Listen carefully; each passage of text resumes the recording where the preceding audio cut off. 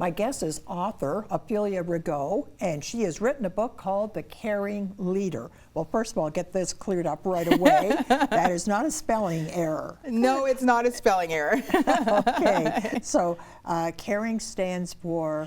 Caring is an acronym for a leadership style that I created it's compassionate, authentic, resilient, equity focus, intentionally inquisitive, nurturing neighborhood, and a growth mindset.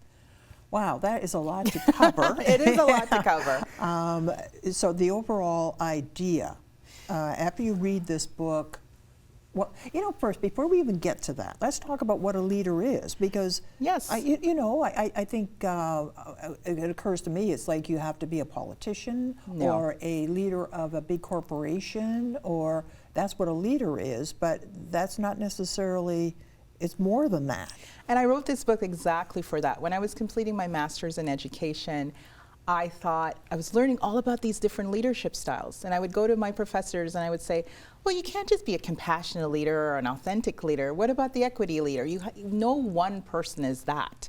And I said, and really a lot of the leadership books is exactly geared to the politician, the CEO of a big company. But in our everyday world, you're a leader. I am a leader. The person who owns the store. A leader is a person who has influence over their community. A mom, a dad, a parent, the crossing guard. They have influence. Like that crossing guard, every morning, those children say hi. They have influence. So it's somebody who has influence. And I wrote this book because nobody in our regular world is going to read all the textbooks that you have to read. So I wrote it in a way that people can just learn about what really leadership truly is. I think of it as someone who use an expression, takes the bull by the horn. Someone who makes something happen. So when someone says, oh, well, maybe we should get together sometime, that you're the one who picks up the phone and says, we talked about getting together. How about lunch on Tuesday? Exactly. And that's a leader. That's a leader. But a lot of times we don't want to be a leader because we don't like the word, because it's associated with politicians, and we think some politicians are not telling the truth and it's political. But a leader is someone, just like you say, takes the bull by the horn or sees a problem and makes a decision, whether it's intentional or they're frustrated or they're in anger, to do something about what's happening in their world. Because so often it's so easy to just complain about the way something is and we don't like it, but we're not willing to step up and do something about it. Yeah, and a lot of times leaders they see something and it's frustrating and maybe it's personal. Like for example, Mothers Against Drunk Drivers, right? They didn't decide to be leaders. Leadership came to them because their children were dying because of drunk drivers and they were so frustrated. So they started to talk about it, and that's how an organization starts. So sometimes a leader sees a problem. They have no intention to be a leader, but that comes to them and they take on that responsibility. What about reluctant leaders? There are so many. And I would say many people are reluctant leaders, right? And they see a problem and maybe personality, they're shy. And let's use the example like with Mothers Against Drunk Drivers, right? Or even go back, March of Dimes. Why do we call March of Dimes the organization March of Dimes? Because parents were frustrated that their children were getting polio, there wasn't a thing, so they started to march and collect dimes. Oh, is that the origin? That's the origin. And many of them were moms. Right. And during the time, because March of Dimes has been around for a number of years, they were collecting dimes. Probably, I'm thinking dimes maybe the 30s. Yes, could even be the 30s, because a dime would have been a lot of money. Really, yeah. Right, so that's how their name arrives. They were marching around the neighborhood collecting dimes, March of Dimes, and many of them, I'm sure, were reluctant leaders. Yeah. Right? And Mothers Against Drunk Drivers, MAD, that is a club no one wants to be a member of. No one wants to be a member of those clubs. Many of organizations that we know very well, if you peel away from their history and you look at why they started, I would say that all of those people were reluctant leaders. Like, a lot of our organizations, they didn't want to necessarily be in the limelight. And I think that's a good thing, because you're not doing it for your ego. You're doing it for a cause. You're doing it for a reason. And I'm thinking Mothers Against Drunk Drivers, I think it'd be anger that would fuel.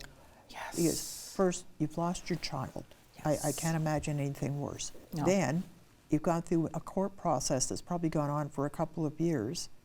And sometimes you haven't. And sometimes you haven't. And Mm-hmm. sometimes, and maybe you're not too crazy about what happened to the person who got charged, who injured or killed your child. And sometimes they didn't. And and you're just angry that this happened. This did not need to happen. And why does anyone have the right to drink and drive? But they got away with it. And I could see anger. And then I would see also frustration and rage, because you are like, this happened, it shouldn't have happened. And then it happens again. Right. And another parent loses a child, and it happens again and again. And that's where the anger and the frustration, and I always tell people, leadership can come from so many different ways, right? But I really feel that a big part of this leadership is a personal connection, and that's where the authenticity comes in, right? Okay. What really makes you excited, or what makes you upset? And without that fuel, I really feel that we are not going to lead anything. If we don't have a commitment to it and a personal tie to it, we're not going to do it. Now, I'm very open about this. I find everybody has something that motivates them, that drives them. With me, it's challenge and ego. And I will admit it freely that that's what does it. And somebody says, you can't do that, that will never work. That's all I need to hear. And suddenly, I just feel this urge to make something happen. It's just one of those. You want to prove them wrong. I want to prove them wrong, and that's ego coming into it, and I admit that. But what are some of the other motivators? So there's anger, there's ego. But I think ego is a good thing. That's confidence. That's confidence in yourself. Oh, okay. That's confidence in yourself. Then. There's visionary. You want to solve a problem. You have an idea. There's curiosity. I wonder if this is going to work. Right. And sometimes it's just selfishness. I don't see this solution in my world, and I want it for myself. I want this, so I'm going to create it. All right? So I think there's lots of reasons, but it always goes back to yourself. There's something within you that's motivating you to take the leadership role. And sometimes you don't have to be the leader that completes the project. You might be just the one that brings the idea to people, and then you attract other leaders to you. And you're like with Mothers Against Drunk Drivers. Maybe it was, I don't know how the story, but maybe it was just one mom talking to another mom, and they said, we have to do something about it. We have to do something about it. Yeah. A good friend of mine, and I've talked to her about this, her name Gretchen, and she created an organization called the Get Well Gang. Oh. And they not knit, she'll correct me on this, crochet, cotton, there's a difference, they tell me, crochet caps, and they're for people going through chemotherapy. Right.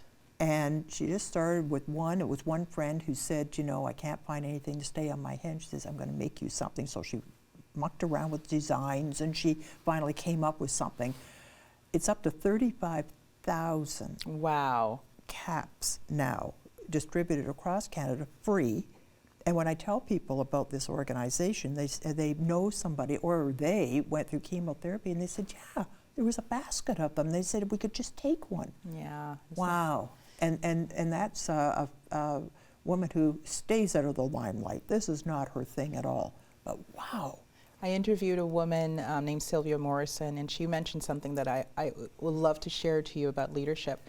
A lot of times leadership starts with an inspired action, just one little thought in your head. And then with your friend who's making those caps, it was just a thought. She probably didn't even think that it's going to reach all these people. Right. So what I tell people is sometimes we stop wanting to be a leader or wanting to be the first one to solve that problem because we think we have to solve the whole problem today.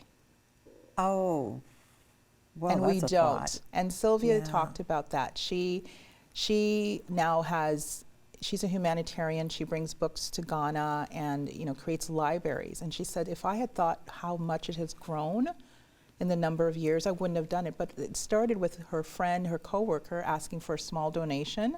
She made it, and then she started to do it every year, and that's how it grows. So sometimes you just have to do one little thing for today, and that's it. Right. Interesting, yeah.